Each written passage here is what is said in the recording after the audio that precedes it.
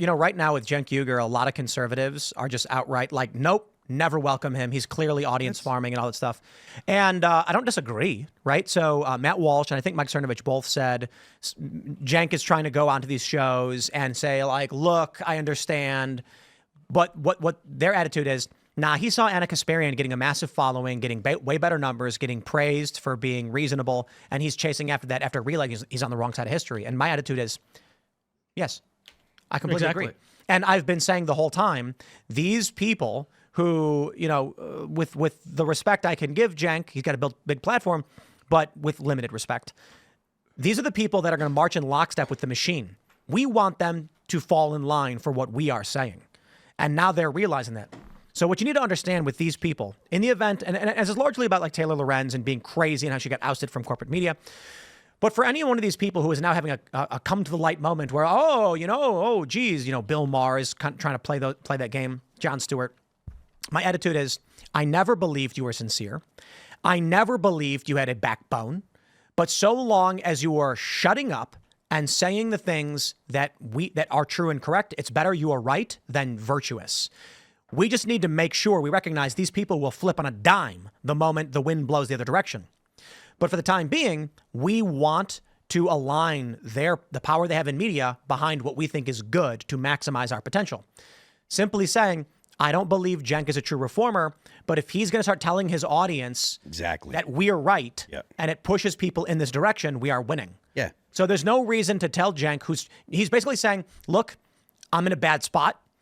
I'm going to say what you want me to say. I'll be like, it's cowardly, but, good. Look, we've been saying on this podcast for the better part of 2 years at least, we're looking for ways to convince the normal Democrats to move away from the woke, the crazy leftists, people like Taylor Lorenz, people that say things like revolutionaries.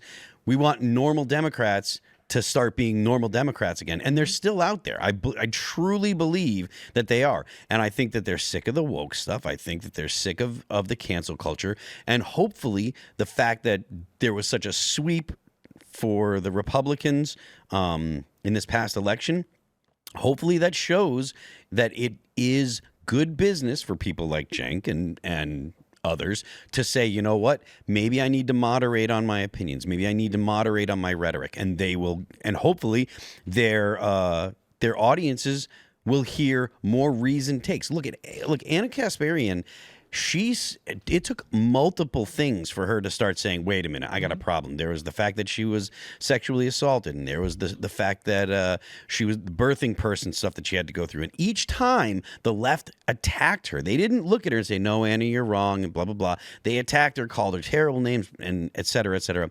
And then there was then she started looking at things like the Kyle Rittenhouse issue, where Cenk even still has a terrible opinion on that. He was here the other day, and I was like, why do you? He's like, we have this. I still think Rittenhouse was a bad guy. I'm like, why? But either way, she looked at the evidence and she was like, I was wrong on that. If they're going to actually take realistic perspectives or look at the honest, the facts on the ground, and they're gonna change their opinion, and they're gonna tell their audience, and even fight with their audience some, and tell their audience, look, you should look at things from multiple sources. You shouldn't just listen to left-leaning sources. That's a good thing for America. I think when we get into this game of trying to judge people's intentions, we can do that all day, right? Anyone can point at anyone and say they're a grifter. I'm not really curious, honestly, in that whole conversation. I think you guys are right. It matters what they're saying to their audiences, not necessarily their intentions, because we're never going to know that, right? Yep. Trump could pass a bill, let's say, to build the border wall, right? And people could say, oh, it's because of this reason or it's that reason. But the end result is what? You pass the bill to build the border wall. And that's the type of thing that matters, is where are they pushing their audiences? I'll tell you guys a story, actually. When I was very young, I sort of started off on kind of like the crypto populist left. Like that's sort of the beginning of my political journey. And I remember that, I think it was Bill Maher, Sam Harris debate against, who was it? Ben Affleck over radical Islam. That was one of the moments that actually kind of pushed me into conservative ideology. And that was done by what? A liberal who was like just saying something we still to this day like judge Bill Maher's intentions or what is he doing. But if he's speaking to the audience and the audience moves in a certain direction, it's a good direction, I don't really think it's productive to care about what his intentions are, because it doesn't matter. Insofar as we recognize that should the wind blow the other direction, they'll absolutely untrustworthy yeah. people. Right. Right. And selecting leadership, it's important to gauge intention, but just for the outcome, it is irrelevant. Yeah, Well, especially in media. Like, that's the thing where intention matters the least. It's like, what are they saying? Where's it moving the conversation? That's really what matters, in my opinion. Results, not rhetoric. What they're saying, just like you said, what they're saying is important, but are they actually moving people towards the center, moving people away from the woke, endorsing actual liberal ideas, like classically liberal ideas?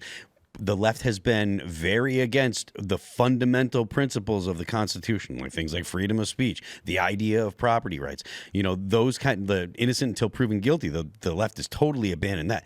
These are things that the normal people in America still actually value, and we need the people that have considered themselves Democrats to actually say, yes, we reject that. And if Cenk and Anna and people like that help that process along, more power to them. I think it reflects to the conversation that's happening in the whole Democrat Party since the election, which is, and I've been saying this, they have two choices, right? They can double down on all the stuff that got them to lose the election, or they can try to wake up and be a more normal party. And either way, it's a good thing, because if they just double down on what they've been doing, they're going to lose. But if they kind of move a little bit to the center, then we're going to have a healthier political conversation. And yeah, absolutely, that might make them a little bit more difficult to beat. But at the same time, if they do win the election, we don't have to be worried that we're going to lose the freaking country the next. So either way, I think it's a good outcome. Thanks for checking out this clip from Timcast IRL. Make sure to watch the show live Monday through Friday at 8 p.m. Subscribe to this channel, and we will see you all there.